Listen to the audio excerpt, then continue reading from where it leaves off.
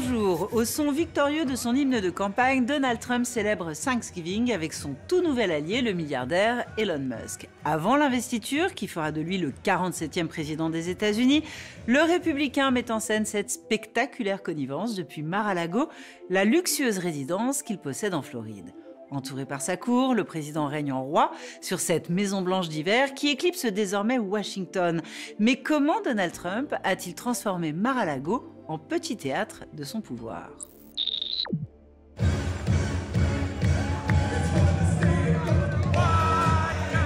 Dans un décor fastueux et au centre de tous les regards, le futur président, en compagnie de l'homme le plus riche du monde, danse sur YMCA. Cette courte vidéo de 19 secondes a été captée le 28 novembre 2024, au soir de la fête américaine de Thanksgiving. Accolades, mouvements de danse et sourires complices, la séquence montre un moment festif qui se veut authentique sous l'œil de convives ravis. La scène se déroule au son du plus grand tube du groupe français Village People, sorti en 1978. Ce titre, Trump l'utilise depuis sa campagne en 2020.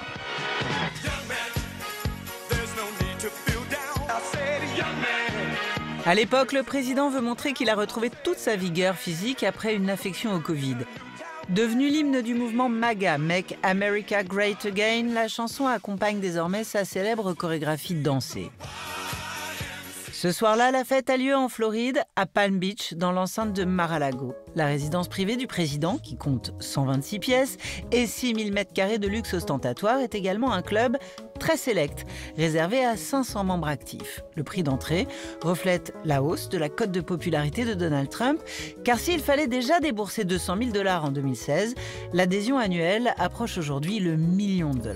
Lustre en cristal, sculpture de glace et décor mural rehaussé de feuilles d'or 24 carats, les festivités ont lieu dans la grande salle de bal du domaine. Ces 1850 m², inspirés par la Galerie des Glaces du château de Versailles, servent de lieu de célébration à Donald Trump pour les victoires politiques comme pour les fêtes familiales.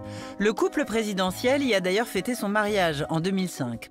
Mais ce soir, Trump y célèbre une autre alliance politique, cette fois. À droite du président, Elon Musk, qui arbore un t-shirt siglé du X de sa fameuse entreprise, a gagné sa place à la table familiale. Au centre de la salle, séparée du reste de l'Assemblée par un cordon rouge, les deux familles affichent la nouvelle composition du clan.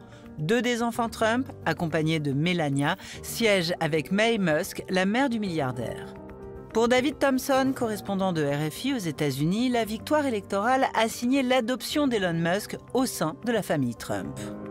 C'est une image de célébration de la toute-puissance trumpienne. Il est attablé pour partager la dinde de Thanksgiving avec à sa gauche son fils biologique, Barron, et à sa droite son fils, si j'ose dire, adoptif, Elon Musk. C'est la seule personne qui n'est pas de la famille de Trump qui est invitée par Trump le soir de la victoire à poser avec ses enfants et ses petits-enfants sur la photo de famille. C'est Trump qui insiste. Il n'y a pas de caméra des grands médias à Mar-a-Lago. Par contre, il y a sa famille, son clan rapproché, qui diffuse des images du roi au milieu de sa cour. La vidéo a été postée dans une story éphémère sur Instagram par un créateur de bijoux de luxe français. Il fait partie des quelques 300 convives qui mêlent membres du club, amis de la famille et personnalités publiques, comme l'acteur Sylvester Stallone. Sous l'œil vigilant des services secrets, le président et son bras droit mettent en scène leur toute récente complicité. L'engagement d'Elon Musk dans cette campagne en faveur de Trump, il a été aussi tardif que massif. Il a officiellement soutenu Donald Trump au lendemain de sa première tentative d'assassinat à Butler en Pennsylvanie. En moins de 4 mois, il injecte $250 millions, 250 millions de dollars dans la campagne. C'est aujourd'hui le plus grand donateur de la campagne Trump. C'est le vrai vice-président qui éclipse le vice-président J.D. Vance. Pour les républicains, c'est l'incarnation du succès, c'est celui qui envoie des fusées dans l'espace, et maintenant c'est le first buddy, c'est-à-dire c'est le premier pote de Trump. Donc l'image pour Trump, elle est centrale. C'est évidemment deux personnalités absolument mégalomaniaques. Elon Musk a accepté d'embrasser la bague, comme on dit à Mar-a-Lago, et de se mettre sous une forme de domination de Trump qui reste le grand patron. La vidéo reprise sur X par plusieurs comptes trumpistes et partagée par Elon Musk lui-même cumule près de 350 millions de vues. De nombreux commentateurs célèbrent alors cette nouvelle amitié politique et relèvent la place centrale prise par la Floride au détriment de Washington, n'hésitant pas à qualifier Mar-a-Lago d'épicentre du pouvoir américain. Mar-a-Lago a pris vraiment une dimension de contre-pouvoir, de contre-Maison-Blanche après 2020. Donald Trump vit comme le roi soleil à Versailles. On le voit en public, il mange en public. Quand Trump apparaît, c'est assez impressionnant. Je l'ai vu à plusieurs reprises sur place. Le temps s'arrête, les gens se mettent à applaudir. Depuis les élections, la transition politique se joue à Mar-a-Lago et la résidence est devenue le théâtre d'un défilé diplomatique. S'y pressent les alliés de longue date, comme le président argentin Javier Milei ou le hongrois Viktor Orban, mais également les anciens ennemis, comme Mark Zuckerberg. Ils vont à Canossa, ils vont presque s'excuser, faire allégeance à Trump à Mar-a-Lago. C'est comme ça que les gens le voient et la réalité est ainsi.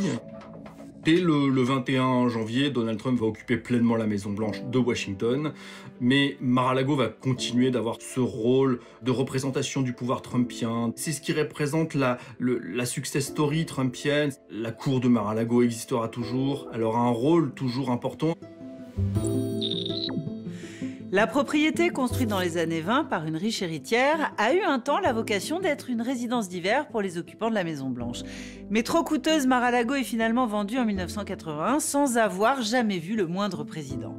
C'était sans compter sur Donald Trump qui la rachète en 1985, 30 ans avant son premier mandat. Écoutez, Mar-a-Lago, c'est son univers.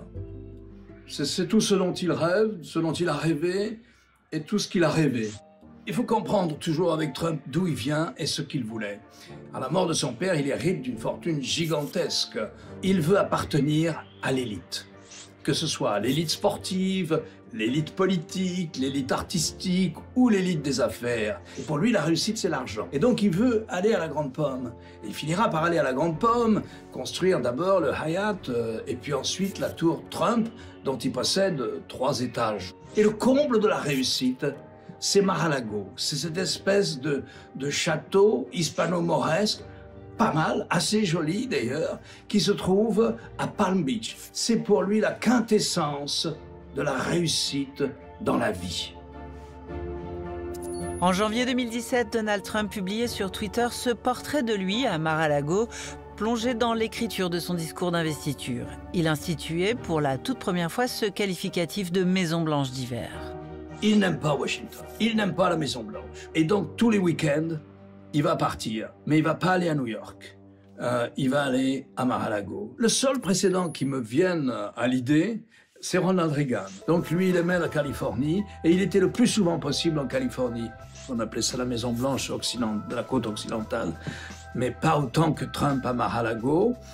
Donc je ne vois pas vraiment d'exemple où l'on ait assisté comme ça à une sorte de délocalisation du pouvoir politique.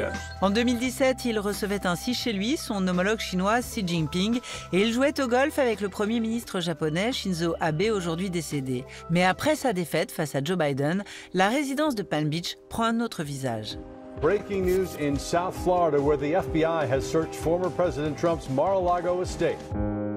À l'été 2022, une perquisition du FBI révèle que Donald Trump y conservait des documents classés secret défense.